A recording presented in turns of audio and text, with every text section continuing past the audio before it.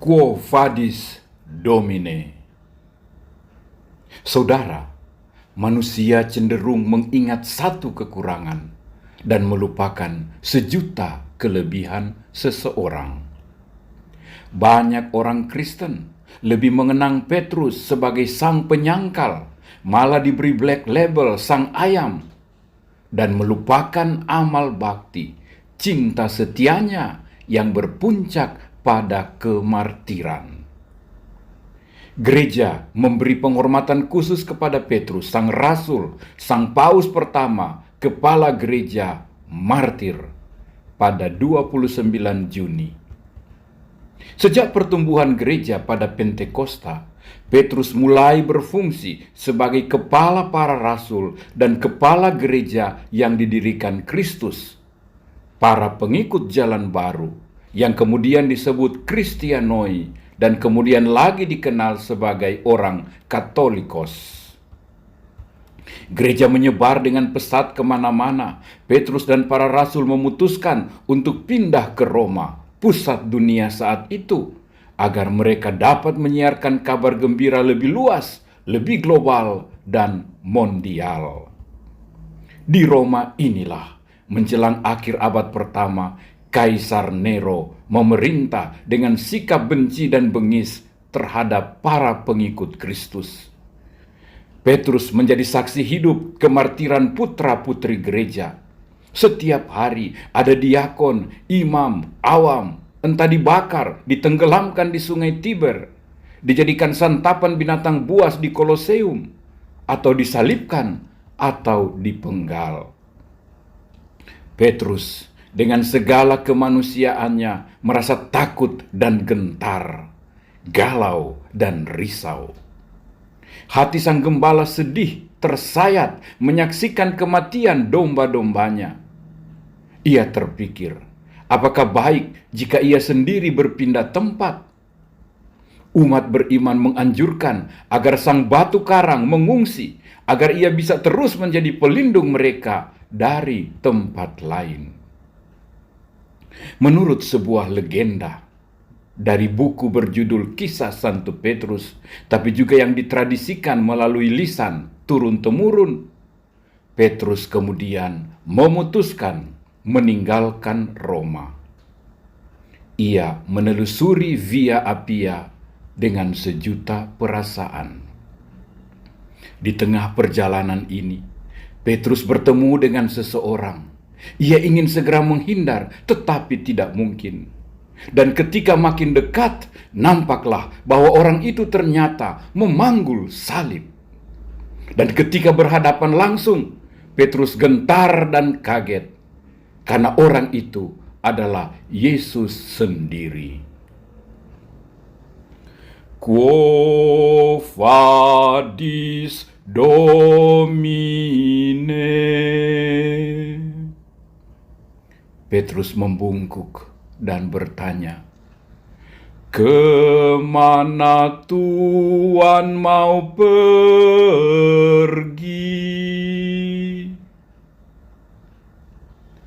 "Romam ego vado, ut iterum crucifigi."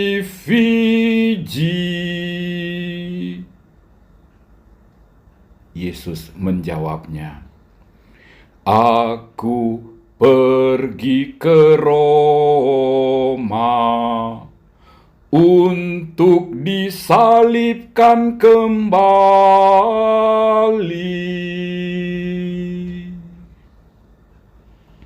Petrus tertunduk malu, hati berdebar, lutut bergetar. Ia sadar ia tidak bisa tinggalkan Roma, ia tidak bisa lari, ia harus kembali ke Roma, ia harus kembali. Bukan Tuhan yang harus disalibkan sekali lagi. Maka ia bersujud dan meminta salib Tuhan, dan dengan salib itu ia kembali ke Roma.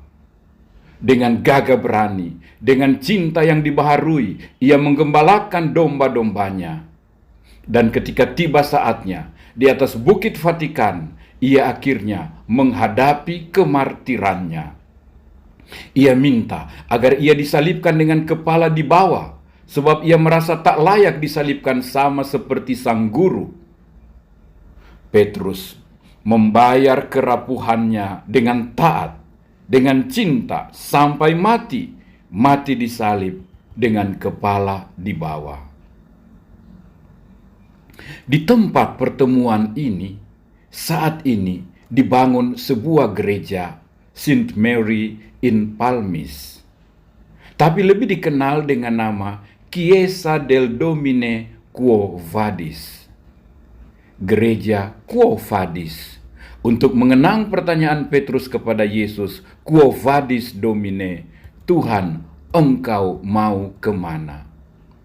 Dan di gereja ini yang didirikan persis di atas jalan di mana Petrus bertemu dengan Yesus, tersimpan sepasang bekas telapak kaki Yesus yang tersimpan di atas batu yang ada di jalan itu. Saudara, bukankah kita sering seperti Petrus ketika mengalami kemuliaan seperti di Gunung Tabor? Kita ingin berlama-lama di sana, bahkan bertinggal di sana membangun tenda. Kita merasa oke ketika ia sangat real hadir di samping kita, berjalan di atas air pun kita bisa. Lalu kita ingin kemesraan bersama Yesus itu jangan cepat berlalu. Namun ketika salib memberat, tanggung jawab kian sulit, tugas gereja kian berat, kita ditolak, kita diejek, kita diancam, kita ingin lari, pergi, menghindar, kita ingkar, kita muntaber, mundur tanpa berita. Bukankah kita sering seperti Petrus? Ketika ia memegang kita, kita melenggang dengan gagah perkasa. Ketika ia di samping kita, kita sok jago menghunus pedang. Tapi ketika ia melepaskan kita sendiri, menitipkan gerejanya pada kita, kita goncang oleh tiupan angin, gosip dan hoaks. Kita sembunyi dengan pintu dan hati terkunci. Bukankah kita sering bertanya juga, Quo Vadis Domine? Dalam arti, apa maumu Tuhan denganku? Apa yang kau minta lagi daripadaku? Dan kita mengeluh, kita bersungut, kemauan Tuhan terlalu berat dan sulit. Ketaatan dan kesetiaan kita lalu goyah, goncang, ambyar. Ingatlah, ketika Tuhan berdoa berpeluh darah, kita memilih tidur, mencari kenyamanan pribadi. Dan ketika ditangkap, kita mencari keamanan. Dan ketika dituntut kesaksian, kita menyangkalnya.